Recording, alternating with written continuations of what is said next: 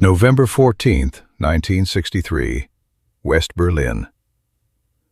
The Schöneberg telephone exchange occupies the third and fourth floors of a concrete building that has the bland, utilitarian appearance of all post-war German construction, built to last, built to function, built with no consideration for beauty or comfort. It is 8:47 in the morning, and Helga Brandt has just sat down at her station. The first thing anyone notices about the exchange is the sound. It is not quiet. The space thrums with a constant mechanical symphony that would be maddening to most people, but which Helga finds oddly soothing.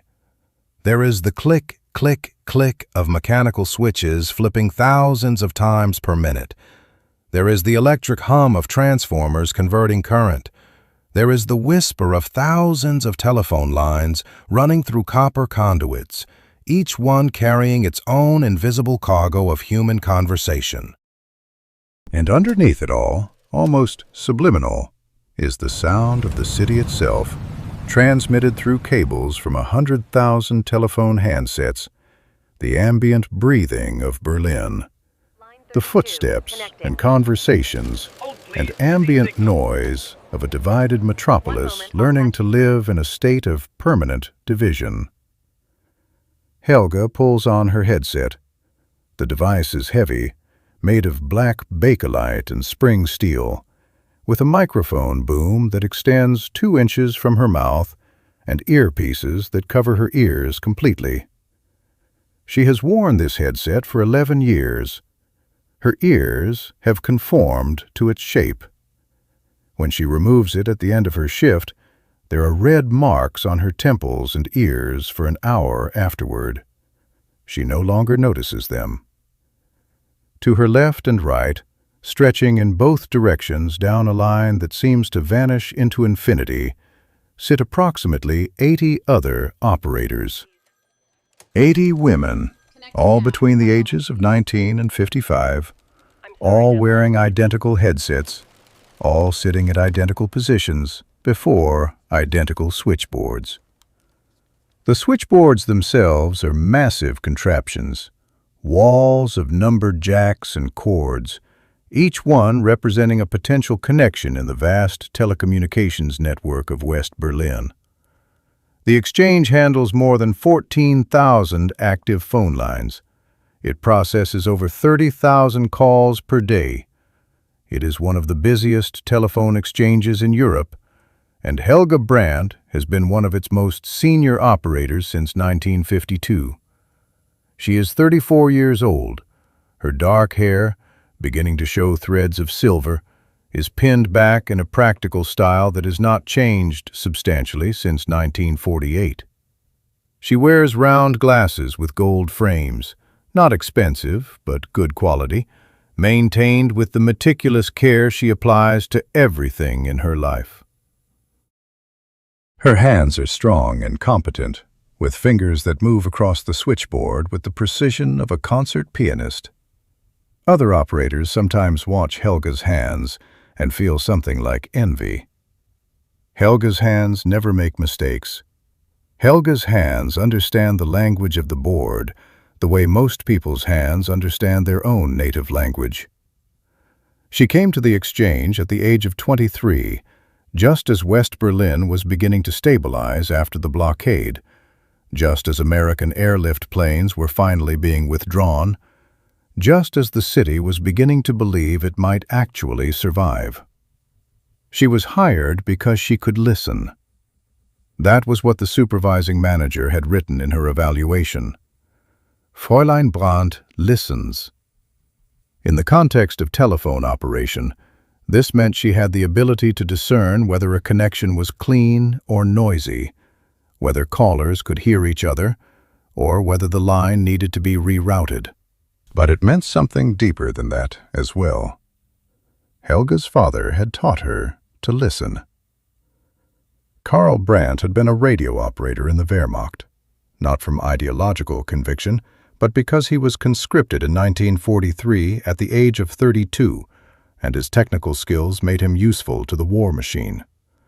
He was assigned to an artillery spotting unit on the Eastern Front. He was not a Nazi. He was not even a particularly political man.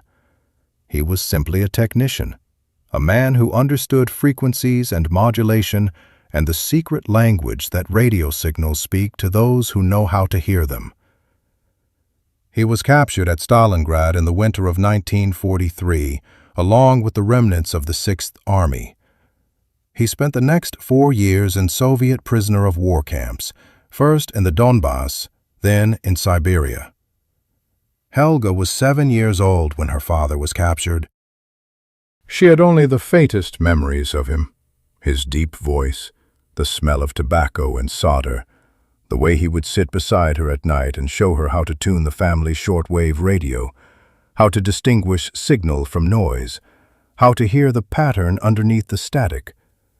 He called this practice hearing the invisible.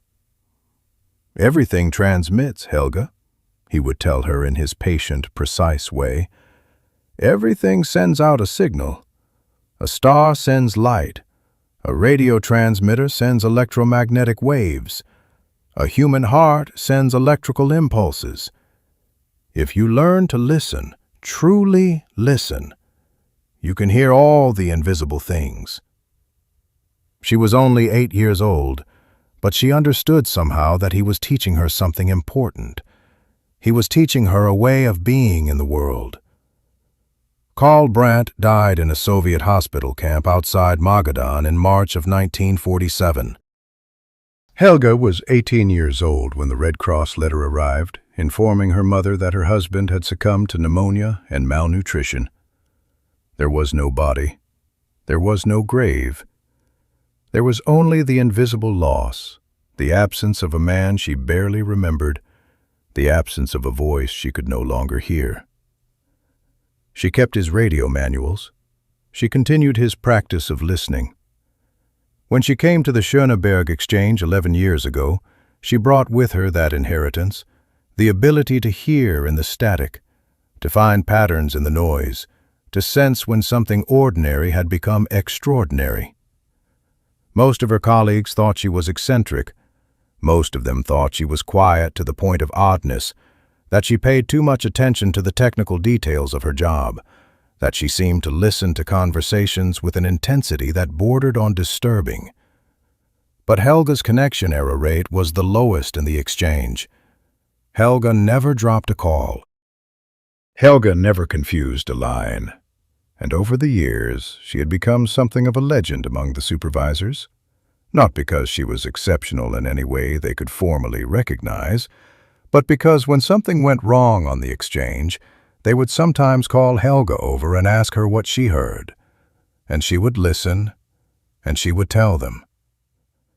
A crossed line between Charlottenburg and Tempelhof, intermittent static on the Dahlem trunk, a feedback loop on the Kreuzberg relay.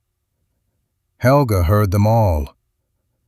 On this particular morning in November, Helga has been at her station for approximately 45 minutes when the first call comes through from the Kreuzberg exchange. It is a routine patch, connecting an outgoing line to the proper trunk for completion. Helga's fingers move automatically, inserting the appropriate cord into the jack, and she listens with the half-attention that routine calls require. The call is probably a housewife calling a department store, or a businessman checking in with his office, or perhaps an elderly person calling a relative. Helga does not wonder, she just connects. The call has been routed through. It should terminate cleanly. But Helga's ear catches something. Underneath the normal line noise, underneath the carrier signal, there is something else. A pulse. Very faint. A rhythmic pattern that lasts for perhaps 12 seconds and then vanishes completely. 3 short bursts of something. Not sound exactly, but a modulation of the electromagnetic field. Then a pause. Then 2 longer pulses. Then another pause. Then the pattern repeats. Helga's heart rate increases slightly. She sits very still, listening. But the pattern is gone. The call continues normally. The callers speak to each other, oblivious. The connection is clear, clean, unremarkable. Helga removes the cord and logs the call completion. She tells herself it was probably interference from the U-Bahn electrical system. The subway runs directly beneath portions of the Kreuzberg district. The high-voltage third rail occasionally produces electromagnetic disturbances that ripple through nearby telephone lines. It happens perhaps once a month. Helga has learned to recognize and ignore these minor anomalies. But she does not forget the sound. 7 days later, on Thursday, November 21st, at approximately 14:07 in the afternoon, Helga is processing a call from a different Kreuzberg line when she hears it again. Identical pattern, 3 short, 2 long. The same rhythm, the same faint modulation, lasting exactly 12 seconds. She makes a small note in the margins of her shift log. Anomalous signal, Kreuzberg line 14. Her supervisor, Herr Dietrich, walks past her station. She does not show him the note. The next Thursday, December 5th, 14:09. Helga is routing a call from another Kreuzberg line. Not line 14, but a different one, line 23, when the pulse appears again. 3 short, 2 long, 12 seconds, identical to the previous instances. Now Helga is paying attention in earnest. Over the following 3 weeks, she begins what amounts to a secret investigation. In her locker, she keeps a small notebook, the kind used by school children, with blue cardboard covers and lined pages. After each shift, she records her observations in this notebook. She notes the date, the time window, always between 1400 and 1415, the specific line number, and a detailed description of the signal pattern. She listens to every call routed through Kreuzberg between those hours.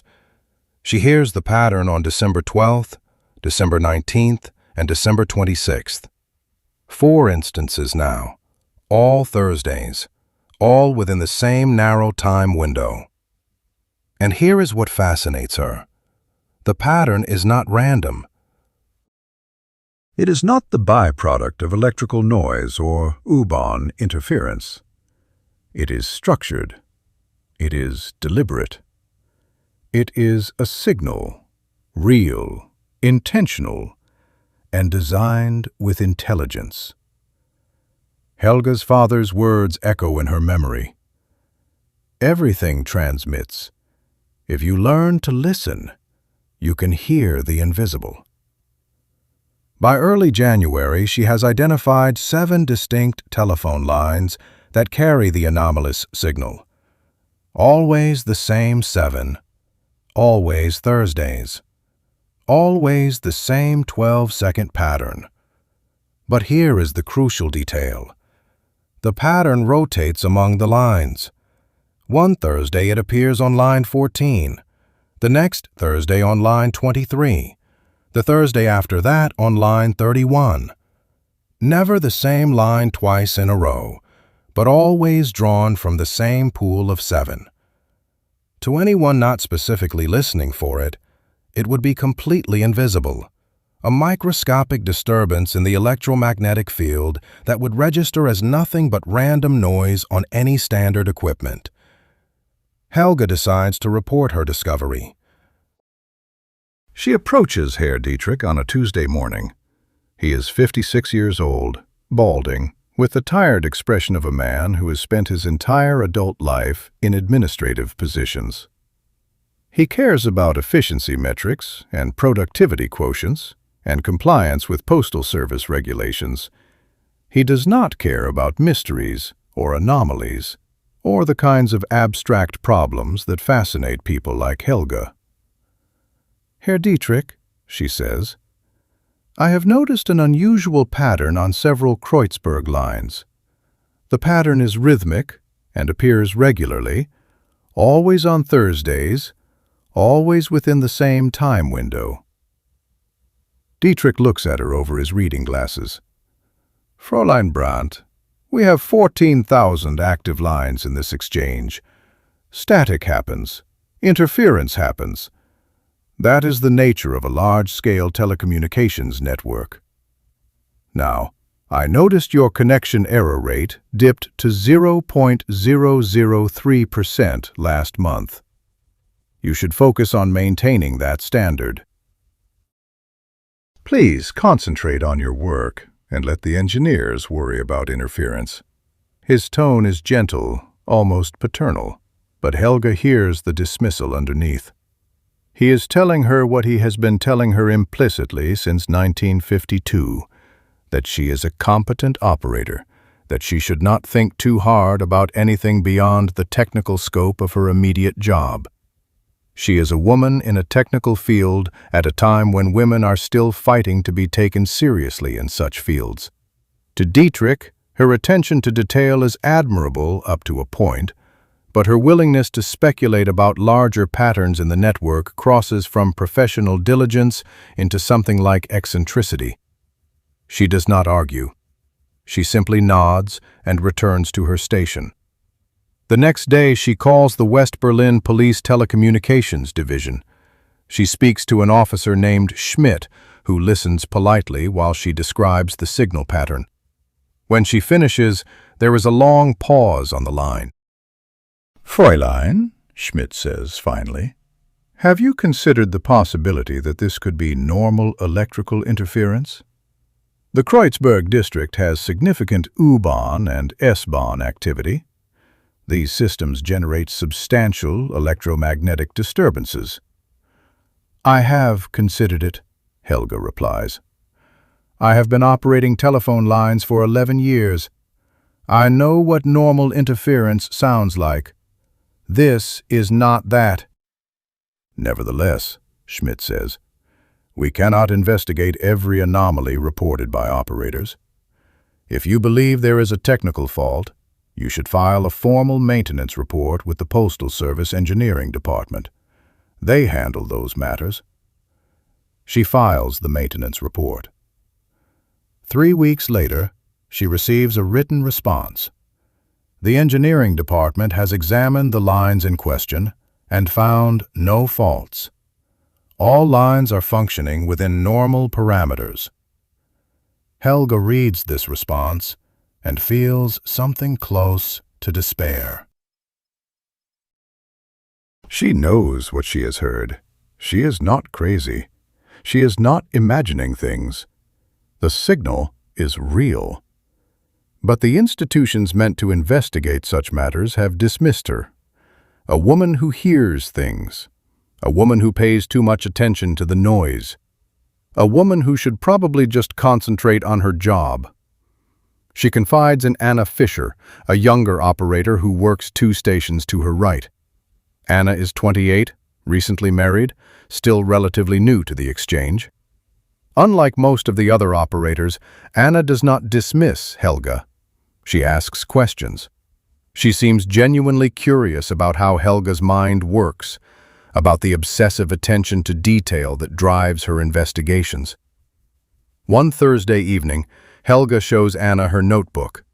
Anna reads through the entries, 4 months of careful observation, precise documentation of dates and times and line numbers. This is remarkable, Anna says. You have done actual research. This is not random at all. This is a pattern. Yes, Helga says. But no one will believe me. I believe you, Anna says. And then, what if we listen together during the next Thursday window? The following Thursday at 1400, both women are at their stations, alert and focused. They have orchestrated their break schedules so they will be working simultaneously across lines that are part of Helga's identified pool of 7. At 1407, the signal appears on line 18. Helga makes eye contact with Anna across the switchboard. Anna removes her headset and leans over, pushing her ear toward Helga's headset. "Listen," Helga whispers. Anna listens. Her face changes. "I hear it. It is very faint, but I hear it. 3 short, 2 long. My God, Helga, what is it?" "I do not know," Helga says. "But I know that it is not random. I know that it is intentional. And I know that we are the only people in this building who have heard it." At this point, Helga makes a decision that will change everything. She is taking a considerable risk, but she has exhausted the official channels of investigation. She decides to record the signal. She borrows a portable reel-to-reel tape recorder from Anna's boyfriend, a music student named Klaus, who plays violin at the Freie Universität. She brings the recorder to the exchange inside a canvas shopping bag. Smuggling recording equipment into a telecommunications facility is not technically illegal, but it certainly violates the terms of her employment. If discovered, she will be dismissed immediately. She is aware of this. She does it anyway. Over 2 consecutive Thursdays in late January, she records the signals on all 7 identified lines. She runs the tape machine in her locker with cables running through the ventilation grate to her station. The recordings are scratchy and filled with the ambient noise of the exchange, but the signals are captured. That weekend, alone in her small apartment in Tempelhof, Helga plays the recordings back. The first time, at normal speed, they sound like nothing. Just a brief moment of faint noise buried in static. But when she slows the tape to half speed, using a variable speed playback function on Klaus's machine, the signals emerge with absolute clarity. The pattern becomes unmistakable. 3 short bursts of a high-frequency pulse, a pause, 2 longer bursts, another pause. The pattern repeats several times, then terminates. The encoding is sophisticated, deliberate, and to Helga's ear, trained since childhood to detect hidden signals, unmistakably artificial. She knows she cannot analyze this alone. She needs someone with deeper technical expertise, someone who will take her seriously, someone who understands that patterns in noise can be real and meaningful. She needs Otto. Otto Wenger had been a signals intelligence specialist in the Abwehr during the war, the Wehrmacht's military intelligence service. He worked on decryption and direction finding, the kind of work that required not just technical skill, but intuitive understanding of how signals behave. After the war, during denazification, he was cleared of serious Nazi party affiliation. He had joined late, under pressure, but had never been active. And he eventually rebuilt his career as a technical consultant for the BND, the West German Federal Intelligence Service. He is now 62 years old and semi-retired, living in a quiet house in Dahlem, surrounded by the tools of his trade. Helga has not seen Otto in nearly 20 years, but she has never forgotten him. He was a friend of her father's, one of the few people who treated young Helga with genuine respect when she asked technical questions about radio and signals. After Karl's death, Otto had come to her apartment, sat with her mother, and talked about Karl's skill and dedication and character. He had given Helga a copy of one of her father's technical manuals, a volume on the fundamentals of radio frequency engineering, published in 1938. She still owns this book. She calls Otto. His voice on the telephone is instantly recognizable. The same precise diction, the same slight Berlin accent, the same underlying note of curiosity. "Helga," he says. "My God, it has been far too long. How did you find my number?" "The BND still lists you as a consultant," she says. "I found the number through a directory inquiry." "Are you well? And your mother?" "We are both well. Herr Wenger, I have something I need to discuss with you. Something technical. Something I cannot discuss over the telephone." There is a pause. In that pause, Otto's tone shifts. The personal warmth recedes, and something more professional emerges. "When can you come to my house?" he asks. 2 days later, on a cold afternoon in early February, Helga takes the U-Bahn to Dahlem. Otto's house is exactly as she remembers it from a single childhood visit. A modest villa set back from the street, with tall windows and a carefully maintained garden. In winter, the garden is dormant and gray, but the bones of it are elegant. Otto greets her at the door. He is older than she expected, his hair completely white now, his face lined with the accumulation of years of concentration and thought. But his eyes are sharp, and when he smiles at her, she sees in that smile a recognition, not just of who she is now, but of who she was when she was 8 years old, asking him questions about radio waves while her father nodded approvingly. "Come," he says. "My workshop is in the back." The workshop is a revelation. The walls are lined with radio receivers of various types and eras, some military issue, some commercial, some that Helga recognizes from her father's technical manuals. There are oscilloscopes with curved screens, frequency counters, signal generators, spectrum analyzers. The air smells of solder and tobacco and something like the electric ozone smell of active electronics. It is, quite possibly, the most beautiful room Helga has ever seen. "You have equipment from the war," she says. "Some," Otto says. "Some I built afterward. Some I acquired through professional channels." "Show me what you have brought me." Helga gives him the tape reel and describes what it contains. Otto threads the tape onto his machine, a professional-grade recorder far more sophisticated than Klaus's music student equipment, and listens to it at normal speed. His face is impassive. Then he adjusts the playback speed to half, then to quarter speed. As the signal emerges from the noise, his entire body tenses. He plays it again, 3 times. Then he sits in silence for a long moment, his hands folded in his lap. "Helga," he says finally, "where did you get this recording?" She tells him everything: the Schöneberg exchange, the telephone lines, the Thursday pattern, 4 months of observation, her reports to her supervisors and to the police, the borrowed tape recorder, Anna Fischer. Otto listens without interrupting. When she finishes, he stands and walks to a bookshelf. He removes a heavy volume with a Soviet Army insignia on the cover, a technical manual, the kind one does not simply acquire through legitimate channels. "Sit," he says, gesturing to a chair.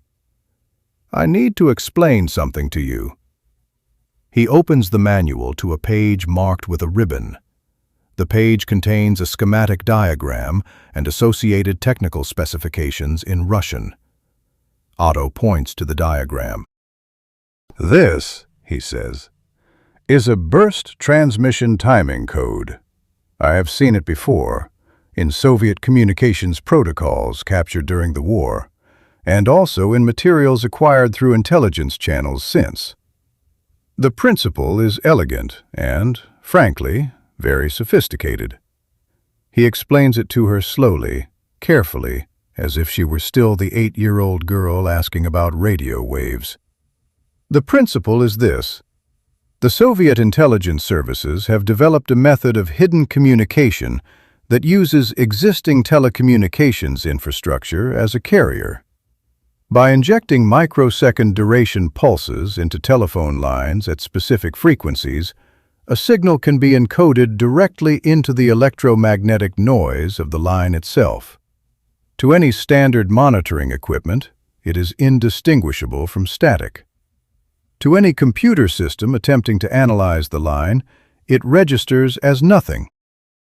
But to the human ear, to an ear trained to listen to signals, an ear with perfect pitch, an ear with patience and sensitivity, the pattern becomes perceivable. The timing and frequency of the pulses encode information, Otto continues, not voice data, not written intelligence, but coordination data, scheduling, location information.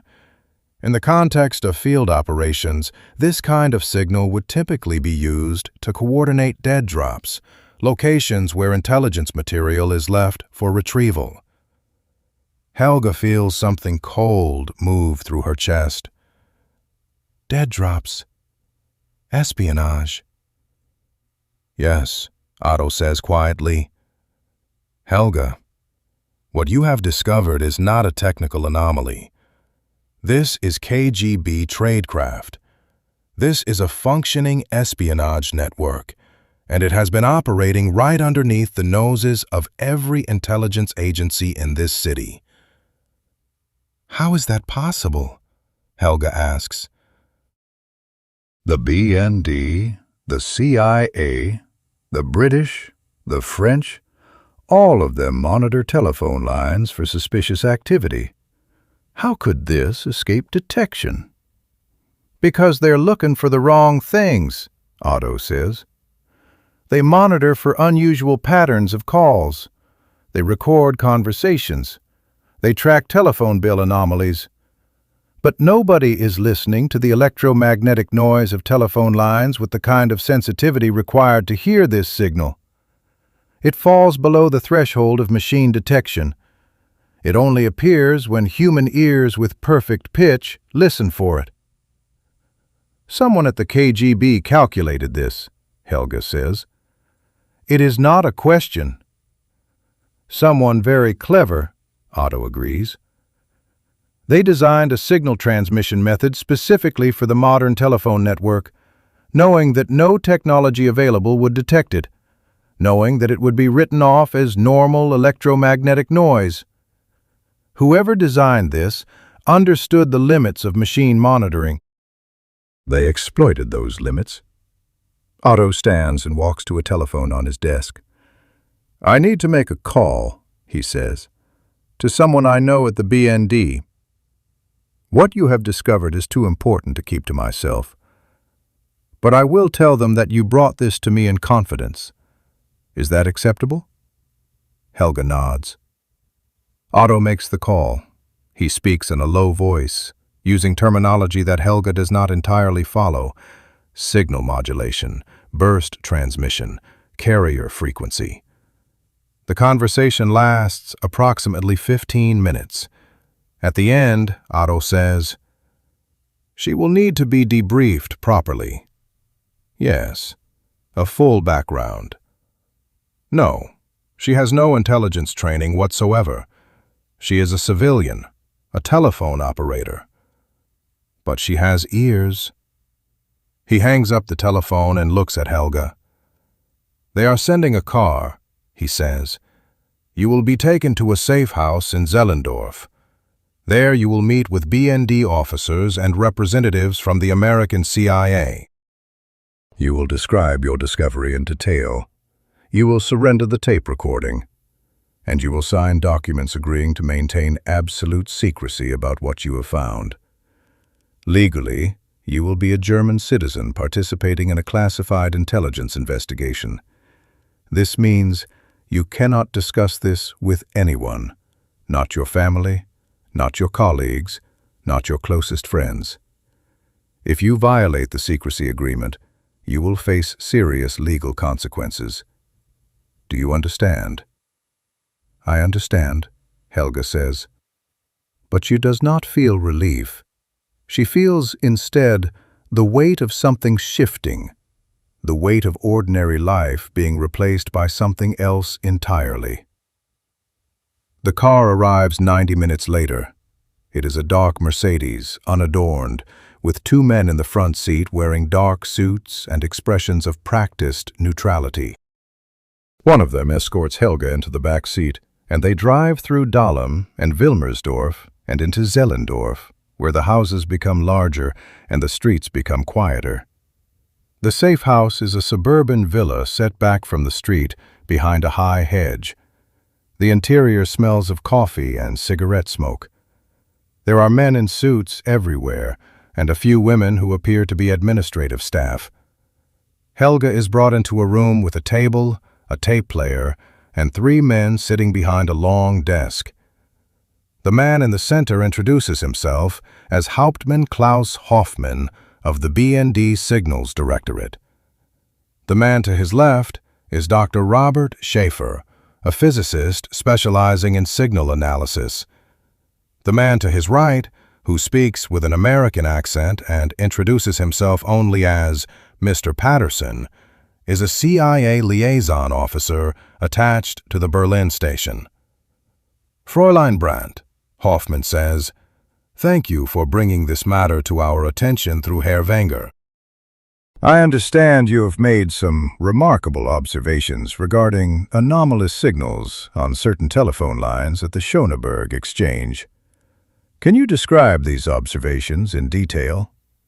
Helga describes everything: the date of the first signal, the subsequent observations, the pattern across 7 specific lines, always on Thursdays, always within the 1400 to 1415 window, the consistency of the signal structure, the fact that it appears to rotate among the 7 lines in a specific sequence.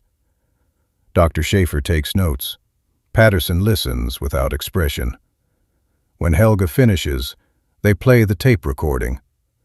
As the signal emerges from the noise at slowed playback speed, she watches Patterson's face.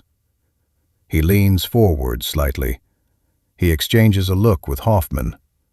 It is the look of men who have found something important. "This is definitely a burst transmission signal," Dr. Schaefer says, "and not a recent development. If I am correct, this encoding scheme matches protocols we captured in East Berlin 6 months ago. Herr Hoffmann, if this signal has been operating since November of last year, it may have been operating for considerably longer," Hoffmann finishes. "If this is part of a larger network, we are looking at years of activity." Fräulein Brandt, when these signals first began, when you first heard them in November, did you observe anything unusual in the pattern? Any indication that it might have started recently rather than having been ongoing? "No," Helga says. "When I first heard it, I assumed it was a recent anomaly. But as I investigated, I realized the consistency suggested long-term operation. If the network has been running without detection for years, I was simply among the first people to notice." "Because you were listening," Patterson says. It is the first thing he has said since introducing himself. "You were listening in a way that most people do not. That is why you heard this." Over the following 6 hours, Helga is debriefed in meticulous detail. She provides the exact dates and times of every observed signal. She describes the physical layout of the Schöneberg exchange. She identifies which lines carried the signals and provides the district designations for each. She signs her name to documents whose full contents she is not permitted to read. She surrenders the tape recording and Klaus's borrowed equipment. She is given a page of legal language explaining the Official Secrets Act and her obligations as a civilian participant in a classified intelligence operation. The final document she signs is a secrecy agreement. It specifies that she may never discuss this matter with anyone except authorized government officials. It specifies that violation of this agreement carries penalties of up to 10 years imprisonment. It specifies that she must never speak about what she has discovered, never hint at it, never acknowledge that any such investigation ever occurred. Helga reads the document carefully. She understands the implications. By signing this, she is accepting that she will carry this knowledge, this discovery of which she is rightfully proud, absolutely alone. She signs anyway. By the time she is driven back to Otto's house in Dahlem, it is late evening. Otto is waiting for her. He hands her a cup of tea and asks her how she is feeling. "Numb," she says. "That will pass," Otto says. "Or it will not. But either way, you should know something. What you have done is important. What you have discovered may prevent the deaths of soldiers, the compromise of military strategy, possibly the deaths of intelligence operatives working in East Germany. You have done something that intelligence agencies with enormous resources and sophisticated equipment could not do." "You have listened. That is worth something." Helga sips her tea. "What happens now?" "Now," Otto says, "the intelligence services will do what intelligence services do. They will investigate. They will conduct surveillance. They will make arrests. And you will continue your work at the Schöneberg Exchange as if nothing has happened." "But it did happen," Helga says. "Yes," Otto agrees. "But the world does not know it, and you cannot tell them. That is the burden you have accepted." Helga returns to work at the Schöneberg Exchange on Monday morning. To her colleagues and supervisors, nothing has changed. She arrives at her station at the same time. She wears her headset.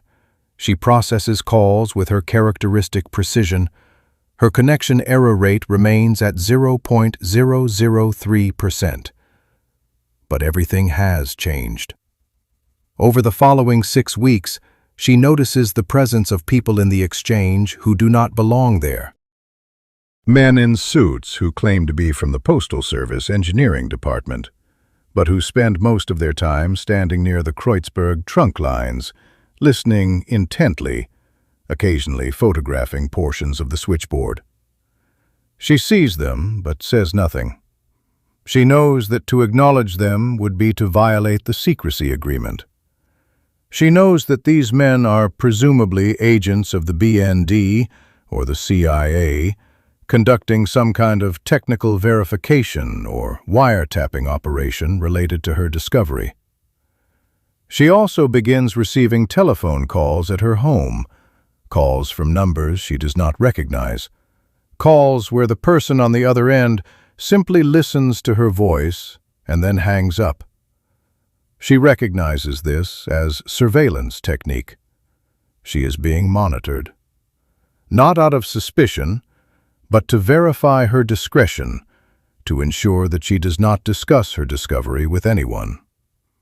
The calls stop after approximately 2 weeks. During this same period, Anna Fischer approaches her one day during a break and asks her carefully worded question. "Did anything come of that issue we discussed?" Helga knows that Anna is asking if anything has happened regarding the signal discovery. She also knows that she cannot discuss it. "I cannot talk about that," Helga says and looks away. Anna nods. She understands. She does not ask again. By late February, Helga begins to understand the scope of what is happening. She is reviewing the residential addresses associated with the 7 telephone lines when she notices something that makes her blood go cold. Telephone line 24 terminates at Friedrichstrasse 17, her apartment building. She goes over the information again, checking it multiple times, hoping she has made an error. But there is no error. One of the 7 dead drop lines passes through her building, which means that one of the 7 dead drops is located either inside or immediately adjacent to the place where she lives every night. Helga lies in bed that evening, unable to sleep, and stares at the ceiling. She is on the 3rd floor of a 5-story building. The line could terminate in any number of places: a basement relay box, an external cable run, a neighbor's apartment. The dead drop could be anywhere in the immediate vicinity. She thinks about her neighbors. On the 2nd floor, there is a young family with 2 small children. On the 3rd floor, in the apartment directly below hers, there is Herr Fischer, Herr Heinrich Fischer, though she has never heard him referred to as anything but Herr Fischer. He is a pensioner, perhaps in his 70s, a quiet man with gray hair and kind eyes, who always greets her in the stairwell. He had asked her to bring up a package for him once when he was ill, and she had done so, and brought him soup the following day because he looked so frail and alone. Herr Fischer lives alone. His apartment is never loud. He receives very few visitors except for his nephew, who Helga has seen perhaps a dozen times, a man in his 40s with nondescript appearance who visits approximately once per month. Helga lies in the dark and realizes that she has been living above a Soviet agent for the past 3 years. For 3 days, she considers quitting her job at the Schöneberg Exchange. She imagines finding a new position, perhaps in Munich or Hamburg, somewhere away from Berlin, somewhere where she is not living above a man engaged in espionage against her own country. But on the 4th day, Anna Fischer finds her during a break and says something that stops her from taking this step. "I know I cannot ask you directly what happened with that thing," Anna says quietly. "But I can tell you are suffering. I can see it. You look like someone carrying something very heavy." Helga does not respond. "I've been thinking about you," Anna continues, "about what you did, about how you listened when no one else was listening, about how you found something that everyone said was impossible. I've been thinking about what my mother used to tell me. When you hear something that no one else hears, you have a responsibility to speak about it, because you are maybe the only one who can." "I cannot talk about this," Helga says. "I am not asking you to," Anna says. "I am just asking you not to run away. Because running away means the signal you heard, the truth you discovered, becomes meaningless. It means that all of it was for nothing." That night, Helga thinks about her father, about Karl Brandt, the Wehrmacht radio operator, sitting with her when she was 8 years old, teaching her to hear the invisible. About Karl Brandt dying in a Soviet camp, dying with nothing but his ears and his memories. About how his last act of listening had been to someone else's instrument, not his own. She thinks about how he had taught her to listen so that she could hear what others could not hear. And she realizes that running away would be a betrayal of that teaching. It would be saying that the sensitivity her father cultivated in her, the inheritance he left her, was not worth protecting. She decides to stay. Over the next several weeks, the investigation expands dramatically. She becomes aware of this through subtle signs. The frequency of the men in suits increases. The surveillance on her home becomes more obvious. And eventually she is called back to the safe house in Zellendorf for an additional debriefing. In this session, Hoffman and Patterson explain what they have discovered. The 7 telephone lines are indeed associated with 7 dead drop locations across Kreuzberg and Neukölln. The dead drops themselves have been physical: a hollow brick in a cemetery wall, a magnetic container beneath a park bench, a gap between stones in a bridge support, a loose tile behind a mailbox. Material has been exchanged at these sites dozens of times, possibly hundreds of times, over a period of at least 3 years. We have been conducting surveillance on all 7 locations, Patterson explains. We have photographed everyone who approaches these sites. We have documented patterns of behavior. We have cross-referenced these individuals against known Soviet intelligence officers operating in Berlin. What have you found? Helga asks. A network, Hoffman says. Smaller than we initially feared, but significant. There are 14 individuals involved. Most are East German citizens, recruited and trained by the KGB. 2 are Soviet intelligence officers operating under diplomatic cover. And 1, he pauses, and something in his expression tells Helga that this final name will be significant to her. 1 is a NATO employee stationed at the Signals Intelligence Facility in Tegel, a civilian employee named Dieter Lang. He has been photographing classified documents and passing them through the dead drop network for the past 4 years. Helga feels something like vertigo.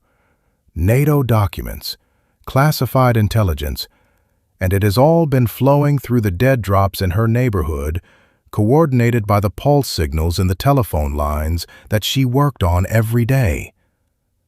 What documents? She asks. Various materials, Patterson says carefully.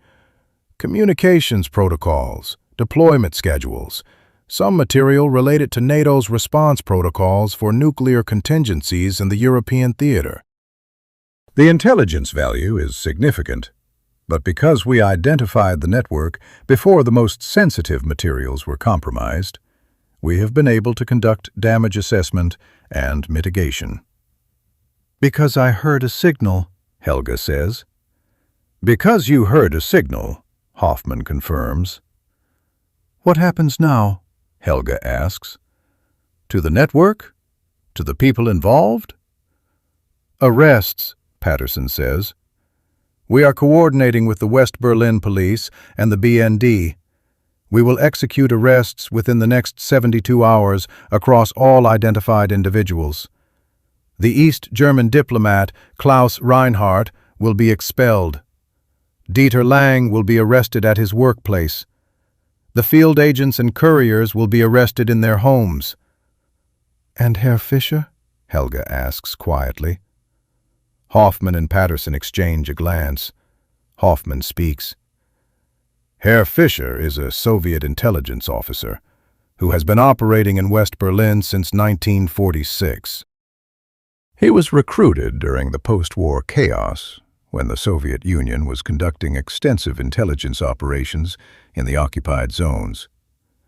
He has been handling multiple agent networks for nearly 20 years. His arrest will be one of the largest individual wins for BND in the past several years. He brought me soup, Helga says. She does not know why this detail seems important, but it does. He has been my neighbor for 3 years, and we have exchanged small kindnesses. He is a person, and I have helped expose him. He is a Soviet intelligence officer, Patterson says, not unkindly. His purpose in West Berlin was to compromise NATO security and advance Soviet interests. The kindness he showed you was part of his cover. His goal was to be liked and trusted and overlooked. But he was a real person, Helga says. A real person doing something I now understand is wrong. Yes, Hoffman says quietly. That is the tragedy of this work. The people involved in espionage are always real people. They have families, histories, motivations. They are human beings engaged in a conflict that is far larger than they are. But they are still agents of the state that is opposed to ours. The moral calculus is clear, even if the emotional reality is complicated. Helga is driven back to Tempelhof in the early evening. She walks up the stairs to her apartment and thinks about how she will never be able to look at Herr Fischer without knowing what she now knows. The arrests happen 3 days later. Helga reads about them in the newspaper. Soviet diplomat expelled from West Berlin. NATO employee arrested in intelligence breach. But the papers do not mention the 7 dead drops, do not mention the pulse signals in the telephone lines, do not mention the extraordinary circumstance of a telephone operator's hearing. The operation is classified. Her role is invisible. That morning, she arrives at the exchange to find that police have cordoned off the 3rd floor of her apartment building. She watches from her window as Herr Fischer is led out in handcuffs, his face composed, his expression unreadable. His eyes sweep across the surrounding buildings as if he is trying to memorize the neighborhood one final time. For just a moment, his gaze finds Helga's window. Their eyes meet. Helga does not know if he sees her or not. She does not know if he understands that it was she who heard the signal that exposed him. His expression does not change. He simply looks. And then he is put into a car by men in suits, and the car drives away. And Helga is left with the knowledge that the man she helped bring to justice was also the man who had shown her kindness when she was sick during the winter of 1960. She goes to work. She sits at her station. She patches calls and listens to the hum of the exchange and the invisible songs that travel through the copper wires. And she begins to understand something that will occupy the rest of her life. That listening is a form of power, and power is always complicated, and the ability to hear what others cannot hear comes with a cost that cannot be calculated in advance. Over the following months and years, Helga receives no public recognition for her discovery. She receives no commendation, no bonus, no acknowledgement from her employers that she did anything unusual. To the world, she remains simply a competent operator at the Schöneberg telephone exchange, a woman who comes to work, does her job, and goes home. But the investigation into the dead drop network eventually produces a classified technical report. Years later, when this report is partially declassified, it will note a remarkable detail. The pulse signal carrying the coordination codes was deliberately engineered to fall below the threshold of normal human hearing. Whoever designed the encoding scheme had calculated that the signal would be imperceptible to the human auditory system. Whoever designed it had not accounted for Helga Brandt. They had not accounted for a woman who had been taught by her father to hear the invisible. They had not accounted for years of practice, for an almost obsessive attention to the acoustic properties of the Schöneberg exchange, for a sensitivity to subtle pattern variations that could only come from a lifetime of listening.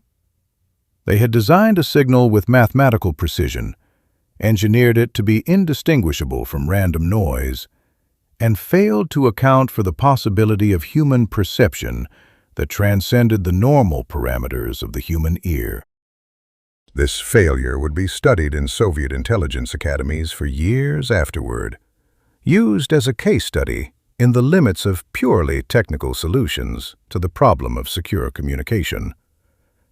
It would demonstrate that even the most sophisticated engineering cannot account for the human factor, for the person who listens in a way that goes beyond what is technically supposed to be possible. Helga continues at the Schöneberg exchange. She works there through the 1960s and into the 1970s. She becomes even more meticulous in her practice of listening. Every strange sound, every anomaly in the electromagnetic field, every subtle deviation from the normal patterns of the exchange, she catalogs them. Some of them are reported to the BND and CIA liaison officers, who become regular, if discreet, visitors to the exchange. Some of them are simply noted and monitored without being formally reported. In 1964, Anna Fisher gives birth to a daughter and takes a leave from the exchange. In 1966, she returns part-time. She and Helga maintain their friendship, though they never again discuss the signal discovery. Helga stands as godmother at her daughter's baptism. She brings gifts on Christmas and birthdays. Life continues in its ordinary way, even as Helga carries with her the knowledge of what lies beneath the surface of that ordinary existence. In 1973, Helga learns through official channels that Herr Fischer, the man who had been her neighbor, the man who had brought her soup when she was sick, has died in Butyrka prison in Moscow, where he was transferred after a spy exchange. He was 71 years old. He had spent the last 13 years imprisoned for the crime of being caught. She mourns him, even as she understands that his imprisonment was necessary and just. In 1978, the Schöneberg exchange begins the transition to digital switching systems. The old mechanical switchboards are disconnected. The clicking relays fall silent. The copper cables are replaced by fiber optics and electronic switching matrices. The technological landscape of the exchange transforms completely. And with this transformation, the kind of listening that Helga had practiced for nearly 30 years becomes obsolete. On her final day at the exchange, she retires in 1979 at the age of 50. She removes her headset for the last time and holds it in her hands.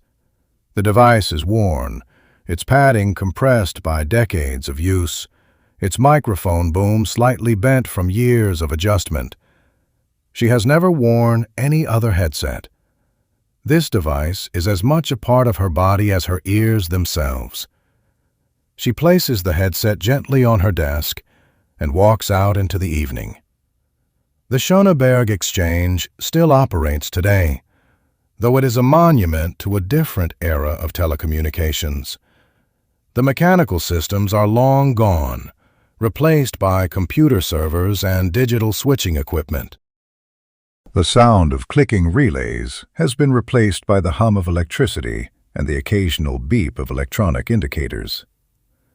The women who work those mechanical boards, the hundreds of operators who served as the nervous system of Berlin's telecommunications network, are mostly retired or deceased. But the story of what those women heard, of what one woman heard in particular, remains.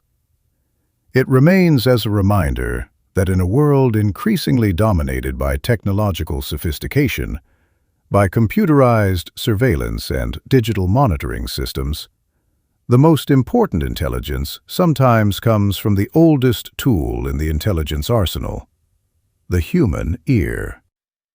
The human ability to perceive patterns that no machine is designed to detect. The human capacity to listen in a way that transcends technical parameters and engineering specifications. Helga Brandt lived to be 87 years old. She died in Berlin in 2013, quietly, without fanfare, without the world ever knowing that she had played a role in one of the most significant counterintelligence operations of the Cold War. Her obituary in the local newspaper mentioned her work at the telephone exchange and her retirement in 1979, but made no reference to the classified operation, to the dead drops, to the pulse signals and the static.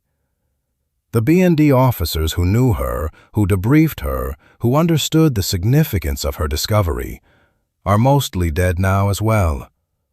The CIA liaisons from the Berlin station have been transferred, promoted, retired, moved on to other operations and other mysteries. The classified files documenting her discovery remain sealed, though some portions have been declassified and are available to researchers who know where to look. But what remains most important is this. A woman listened. A woman trained from childhood to hear the invisible heard the signal that no machine could detect. She reported what she heard. She persisted even when she was dismissed. She accepted the burden of knowledge and the obligation of secrecy. And through her act of listening, through her willingness to believe that the patterns she perceived were real and meaningful, she contributed to the defense of her country in a conflict that would define her entire life. The Cold War was fought with missiles and submarines and nuclear warheads, but it was also fought in telephone exchanges and apartment stairwells. It was fought by ordinary people who noticed when the ordinary became extraordinary. Helga Brandt never carried a weapon. She never crossed a border. She never decoded a cipher. She simply listened. And in listening, she heard what the most sophisticated intelligence agencies in the world had missed. In the years after her retirement, Helga would sometimes think about the sound of the Schöneberg exchange. She would remember the click, click, click of the mechanical relays, the hum of the transformers, the whisper of thousands of conversations traveling through copper wire. And she would remember the moment when she heard something different, something that did not belong, something that told her that beneath the ordinary surface of daily life, there was another reality, a reality of signals and secrets and the invisible war that was being fought all around her. She never spoke publicly about this discovery. The secrecy agreement she had signed 70 years earlier remained binding until her death, and she honored that agreement completely. But in her private moments, in the quiet hours of evening when the city fell silent around her, she would sometimes remove a small piece of tape from a hidden compartment in her desk. A tape she had kept all those years, kept against the terms of her agreement, kept as evidence that the signal was real. She would not play the tape. She had no need to hear it again. Her ears remembered the pattern perfectly. 3 short, 2 long, 3 short, 2 long.